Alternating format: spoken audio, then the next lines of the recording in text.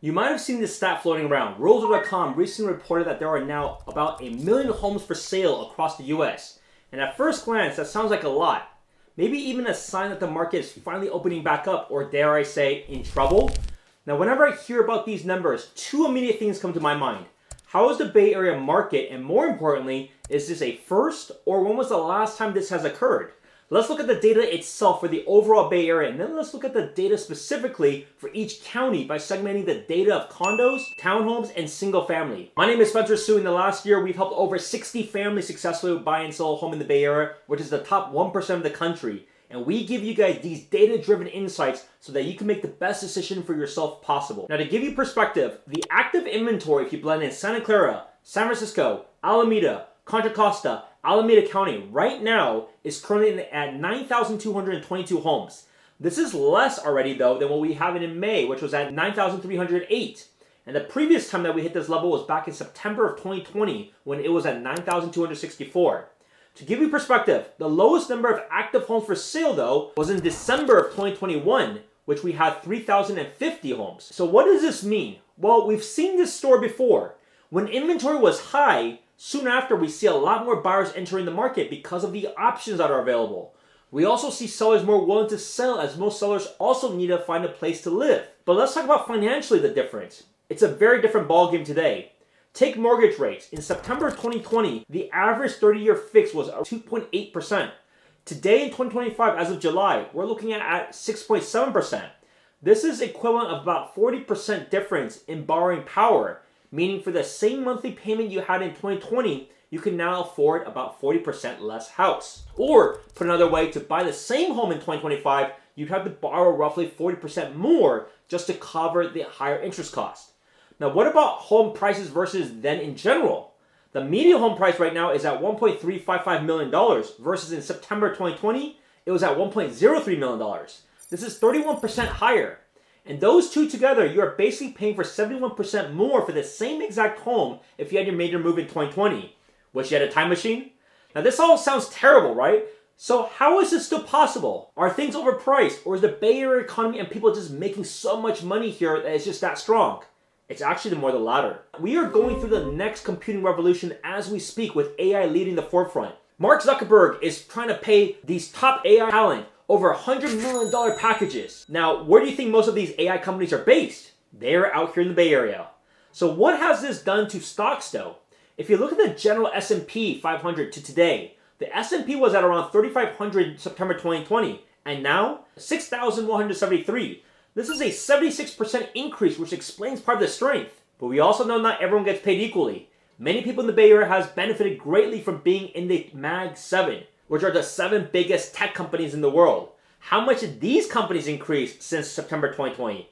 Just look at any of those companies and it's way more than 76% in the last 5 years. That's why real estate today isn't just about how many homes are on the market, it's about how buyers and sellers are reacting to this higher rate, high inventory environment while still having a lot of cash sitting in the sidelines. Check out this stat as to how much money is in the money market account. There is more money than ever sitting on the sidelines right now at $7.4 trillion.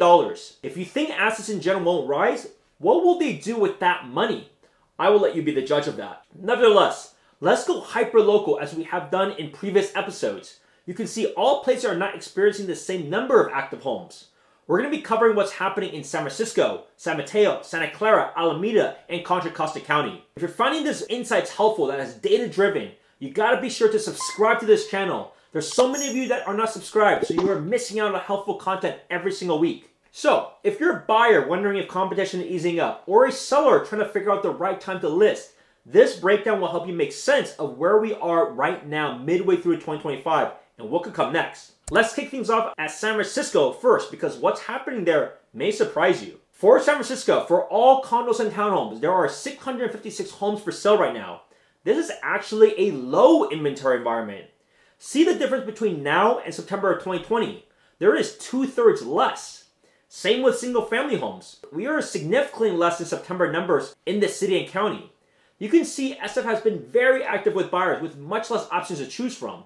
So if it isn't San Francisco that has all these higher inventory, where are the counties that have much more inventory? As you can see, this is much below those general figures. Let's look at Silicon Valley or Santa Clara County. Surprisingly, Silicon Valley has more homes for sale now than before. Why is this? I personally believe it's mainly because prices are much higher than before. Take a look at how prices have reacted. It's been a 40% increase since September of 2020. The good news is if you're wanting to move back because of commute, it's hard to argue you don't have many homes to see.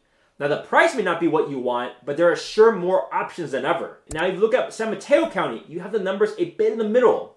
You have more options to choose from, but still less than the September 2020 numbers. But what about the places that require more commute time?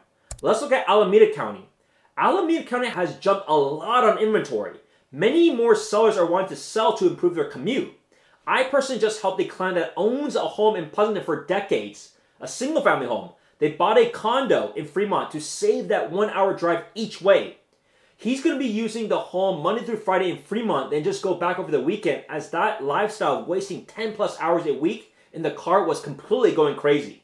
You can see this number is one of the highest for all counties we have seen so far. But if we look at the last one, which is Contra Costa County, this area has the highest amount of homes for sale right now.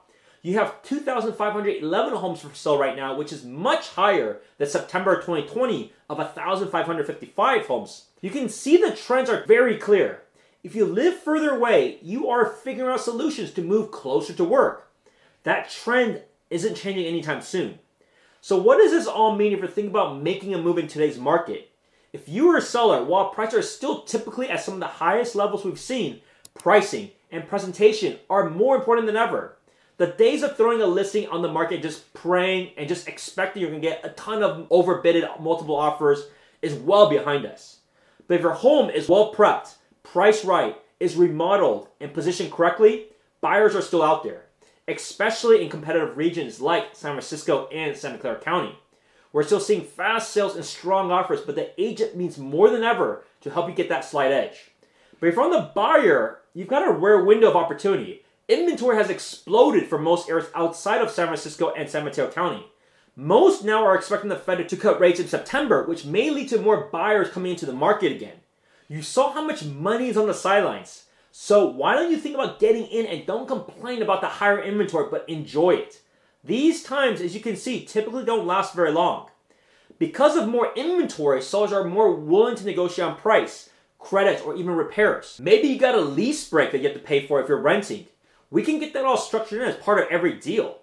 The key is to get in now and be active, because the best homes are still moving quickly, as you may just easily see from your own filters. Now, if you're not sure what your next step should be, whether to buy, sell, upgrade, or wait, let's talk. My team and I are here to walk you through the local market, neighborhood by neighborhood, so you can make the best move for your goals. Book a strategy call today by calling and texting me directly. I pick it up, I'll reply to you myself. 408-547-4590. And if you found this breakdown helpful, you gotta be sure to like it, subscribe, and share this with any friends or work colleagues who's thinking about making a move.